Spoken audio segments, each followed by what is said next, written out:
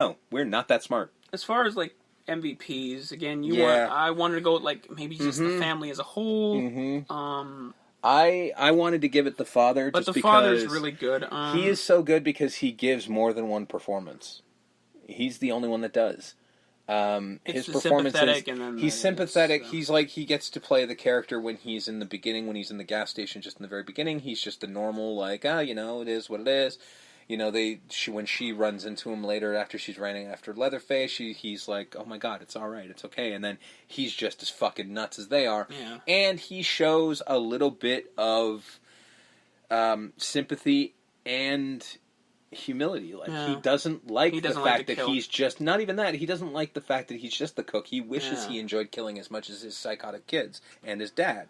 I think he gives the best performance. But God, the Hitchhiker is just the so Hitchhiker's fucking phenomenal. Weird, and then Leatherface has this presence. Oh God, there's a reason this when character he's became running, a thing. the scare of him running through the woods as he's about to kill Franklin. Yeah, this huge man with this massive chainsaw just coming at you. Every time you see him, he's just like imposing. This big, giant, imposing presence of like, fuck you, I'm the guy.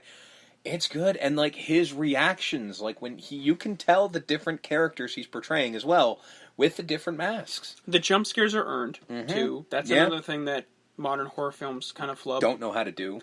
They're earned. Pam coming out of the freezer. Yep.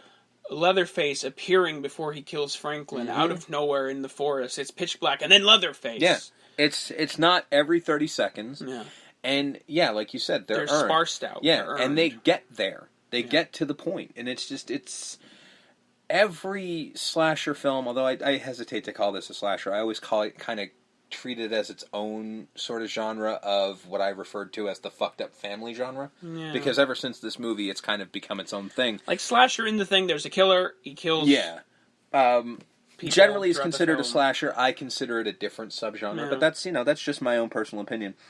But I would say modern horror films could learn a lot from going back and watching their history, and this being one of the main examples. And if you're going to repeat it, you can repeat it. Yeah. Again, I get it. You want to remake it, but you don't want to remake the exact same film, because when you do that, well, what was the point of that as well? Well, I mean, to a point, even though I've never been a huge fan of the movie, you could always turn to House of a Thousand Corpses, which is paying huge homage to it, but it is its own film. Yeah.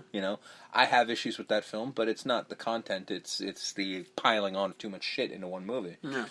I've always traded to that of just, it was his first movie, he got too excited. He got too excited. I agree. He's like, I make a movie, yeah! Exactly, I agree, but I think that's because The Devil's Rejects was far more precise, that's the point. I still haven't seen it. Yeah. I will soon, though. To honor the great Sid Haig, who unfortunately just passed away. It's. I mean, what else can we? So really we wanted say? to do a great movie. We did a great movie. Mm-hmm. But now that the great movie's out of the way, we're not doing any of that shit no more. Move that to the side. Yep. Because this show is this show, and on this show we mostly review nonsense. Yep. So we will be beginning the rest of October by doing nonsense. Yep. And cheesy and whatever. Yes. What have you. By going way back to 1983, November 18th, 1983. Mm-hmm. For the camp classic, and I mean that in every sense of the word. Legitimately, yes. Sleepaway Camp. Now, I will say this, folks, and I will say it next week as well, but you all have homework. Because this is a movie... Sleepaway Camp is a movie that's not good if you know the surprise ending going in. So do yourself a favor. Go watch the movie without learning all about it. If you already haven't. If you haven't. It's been around for a long time. Because I will tell you, this movie is shit without that ending. So if you know it's coming, if you don't know it's coming, it's phenomenal. If you know it's coming and you've never seen it, then it's not going to be good to you. It's a weird thing because I've seen the movie 1,000 times now. And I know the ending, but because I know the ending, I love this movie.